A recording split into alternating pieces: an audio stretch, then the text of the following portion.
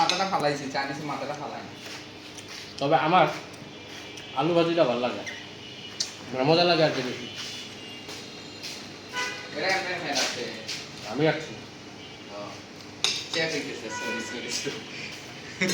আলু ভাজিটা আসলে মজা লাগে বিশেষ করে। তো আমি খালার থেকে এখন বর্তমানে তরকারি করাই না। আমি আনছিলাম এটা কি শাক? এটা ডেটা শাক। আমি আনছিলাম তরকারি 2 বাটি, এখন আমি খালার জন্য 1 বাটি, আমার জন্য। ডেটা রাখলে শুধু সিদ্ধ করা? না, সিদ্ধ করে মাখিয়ে দিছি। শুধু সিদ্ধ করে তারপর মাখিয়ে দিছি। পরে হলুদ মরিচ দিয়ে মাখিয়ে দিচ্ছে। কি মাছ এটা? পুরা মাছ। মাছটা একটু তেলে ভাজছেন?